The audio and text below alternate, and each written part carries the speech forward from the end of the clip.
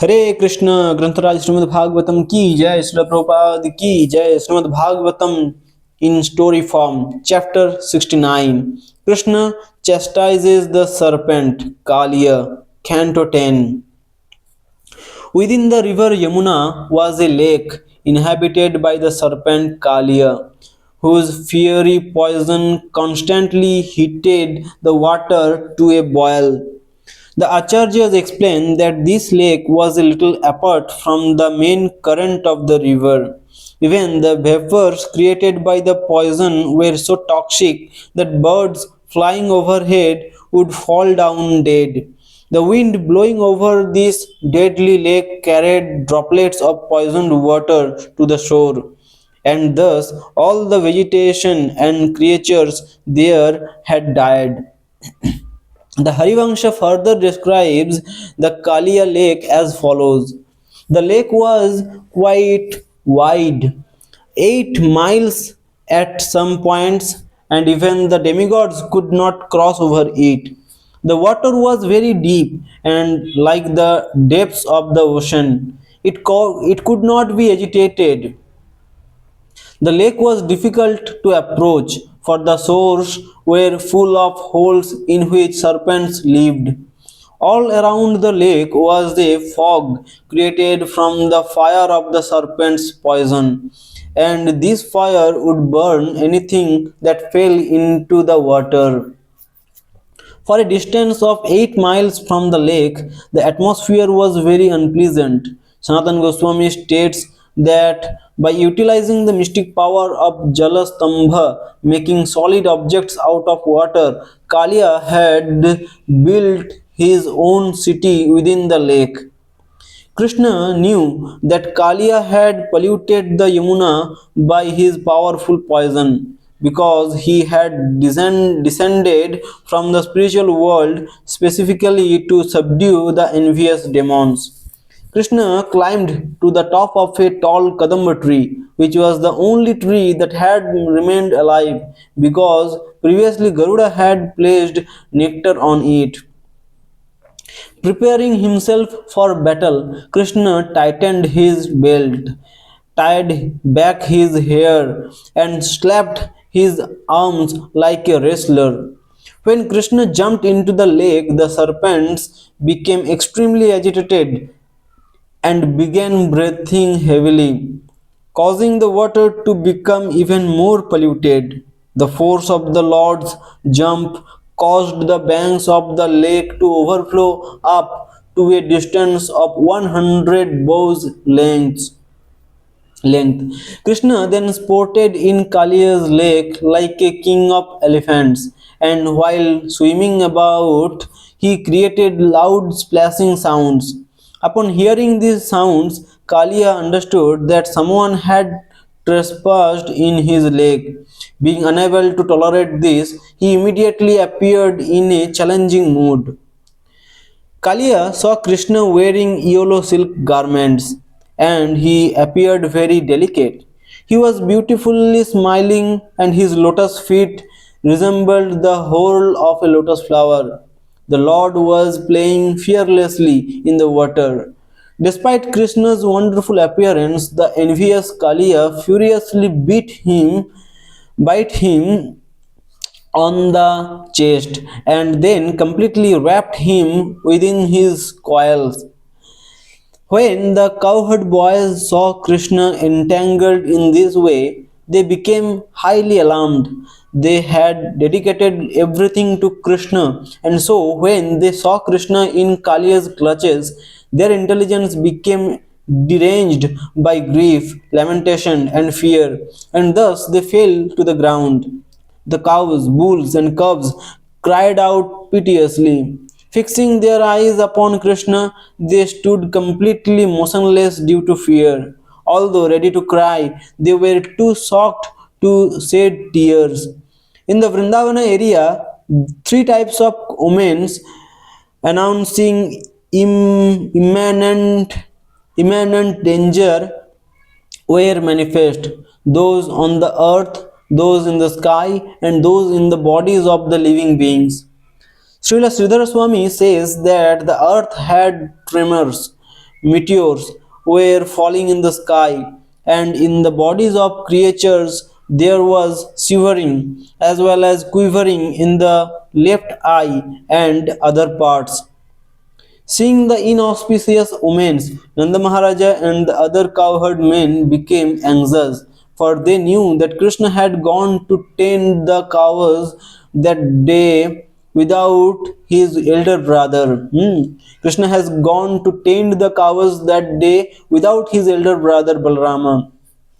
Due to their unalloyed affection for Krishna, the cowherd men were unaware of his unparalleled prowess, and so they feared that the omens indicated that Krishna had been killed. Overwhelmed with grief, lamentation, and fear, all the residents of Vrindavana, including the children, women, and elderly persons, rushed out of the village with the intention of finding Krishna. At this time, Balarama smiled and remained silent because he understood the true position of his younger brother. By following Krishna's footprints, which were marked with a lotus flower, barley corn, elephant, goad, thunderbolt, and flag, the residents of Vrindavana hurried to the shore of the Yamuna. It may be wondered how the footprints of Krishna could still be visible, since he had gone along with innumerable boys and cows. It may be wondered how the footprints of Krishna could still be visible, since he had gone along with innumerable boys and cows. Sanatana Goswami explains that the inhabitants of Vrindavana would carefully preserve his footprints as great treasures, and thus no creatures in Vrindavana would ever walk on them. As they approached the Kāliya lake, the residents of Vrindavana could see Krishna in the distance, motionless within the coils of the black serpent. Then they saw that the cowherd boys had fallen unconscious upon the ground, while the animals stood on all sides, crying out. Seeing this, the Vrajavasis became anguished and confused. When the young gopis, whose minds were always absorbed in Krishna, saw that he was within the grips of the serpent, they remembered his his loving friendship, his smiling glances, and his talks with them. Burning with a terrible sorrow, they saw the entire universe as vacant. Mother Yashoda wanted to enter the water, but she was forcibly restrained by the other elderly gopis. While crying profusely, these gopis stood still like corpse,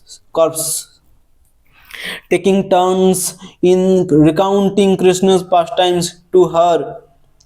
Lord Balarama then saw that Nanda Maharaja and the other cowherd men were preparing to enter Kāliya lake.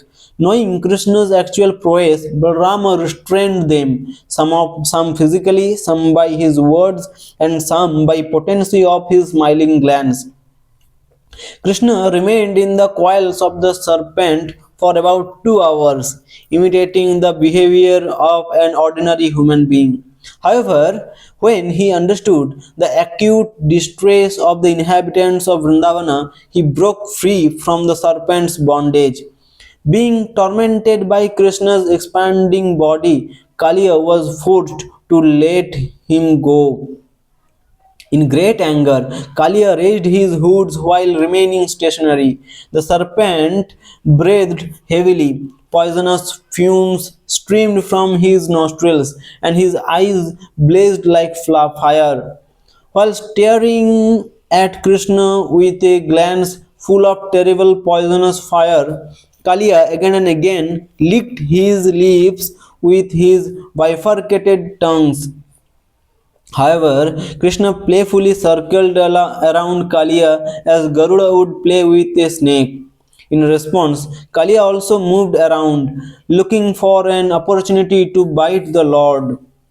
Finally, Krishna's endless circling exhausted Kāliya. Seizing the opportunity, Krishna quickly pushed down the serpent's hoods with his hand and jumped up on them. As Lord Krishna As Lord Sri Krishna, the original master of all fine arts, began to dance on Kāliya's hoods, his lotus feet became reddened by the numerous jewels on the serpents' heads. When the residents of heaven, the Gandharvas, Siddhas, celestial sages, Charanas, and wives of the demigods, saw the Lord's wonderful demonstration of the art of dancing, they quickly came there. With great pleasure, they began to accompany the Lord's dancing by playing drums and offering prayers and songs. Kāliya had 101 prominent heads, and as soon as one of them would not bow down, Krishna struck it forcibly with his lotus feet. As death approached, Kāliya began wheeling around in extreme pain while vomiting poison from his mouth and nostrils, thus reducing his sinful situation. While exuding poisonous waste from his eyes, Kāliya would occasionally dare to raise one of his heads in anger. Krishna would then dance on that head to subdue it. And each time this happened, the demigods worshipped him with showers of flowers. Krishna's powerful dancing broke all of Kaliya's 1,000 hoods. While profusely vomiting blood, the serpent finally recognized Krishna to be the eternal supreme personality of Godhead Lord Narayana. Thus, within his mind, Kaliya began to take shelter of the Lord. Kaliya's wives were great devotees, and previously they had often advised Kaliya to surrender to Krishna. Now, finding himself to be on the verge of death, Kaliya remembered their good advice. Kaliya's old archenemy was Garuda, the carrier of Vishnu, but now he realized that his opponent was thousands of times more powerful than Garuda, and thus could only be the Supreme Lord himself. When Kaliya's wives saw how the serpent had become fatigued due to Krishna's weight and his umbrella like hoods had been shattered by the Lord's dancing, they felt very distressed. With their clothing, ornaments, and hair scattered, they approached Krishna. According to Srila Vishwanath Chakravarti Thakura, the wives of Kāliya had become disgusted with him because of his demoniac nature. Thus, they had been thinking, if this atheist is killed, let it be. We will become widows and engage ourselves in worshipping the Supreme Lord. But then, when they saw Kaliya's facial expressions, they could understand that he had become remorseful. They then thought, how fortunate we are! Our husband has become a Vaishnava. So now we must try to protect him. Placing their children in front, Kaliya's wives bowed down before the Lord, falling down flat upon the shore of the Yamuna. They offered their prayers. O Lord, your punishment of this envious serpent is undoubtedly just. And indeed, it is your mercy because it is meant for his purification. Is it that Kaliya performed some great religious activity in his past life so that now you are pleased with him? Otherwise, how is it possible that someone in the body of a serpent, which is the reward of sinful life, could be touched by the dust of your lotus feet? For this purpose, the goddesses of fortune had performed austerities for hundreds of years, giving up all other desires. We offer our obeisances unto you, the Supreme Personality of Godhead. You exist prior to this material creation, for you are its original cause. We offer our obeisances again and again. By going beyond the screen of material nature, one can approach you. By methodically studying the functioning of this material world, one must conclude that there is a Supreme Lord and that he exhibits his illusory potency to bewilder those who do not surrender unto him. My Lord, all the material bodies throughout the universe, those that are peaceful in goodness, those that are agitated in passion, and those that are foolish in ignorance, are your creations. At least once a master should tolerate an offense committed by his child or subject. O Supreme Soul, you should therefore forgive our foolish husband, for he did not understand you as you are. O Lord, please be merciful. It is proper for the saintly to feel compassion for women like us. This serpent is about to give up his life. Please give us back our husband, for he is our life and soul. Please tell us, your maid servants, what you wish we should do. Certainly, there should be no fear of Certainly, there should be no fear for those who are ready to faithfully execute your order. Being thus petitioned by the Nagapa, being thus petitioned by the Nagapatnis, Krishna released Kāliya, who had fallen unconscious. Kāliya soon regained his senses, and while breathing loudly and painfully, he very submissively addressed the Lord. Our very birth as a snake has made us envious, ignorant, and constantly angry. Kāliya is saying, our very birth as a snake has made us envious, ignorant, and constantly angry. O my Lord, it is very difficult for persons to give up their conditioned nature by which they identify with that which is unreal. O Lord, please arrange for us whatever you consider proper, whether it be mercy or punishment.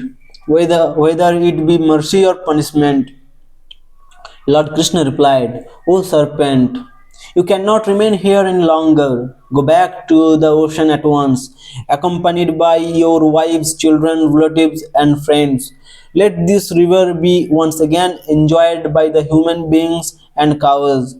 If someone remembers my command to you and narrates this pastime both morning and evening, he will become freed from fear of you. If one baths at this place, he will become free from all sinful reactions.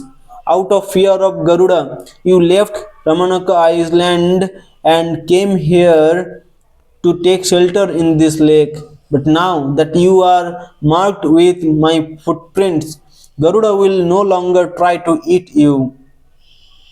Kāliya joined his wives in worshipping Lord Krishna by offering him fine clothes, valuable ornaments, a large garland of lotus flowers, and various scents.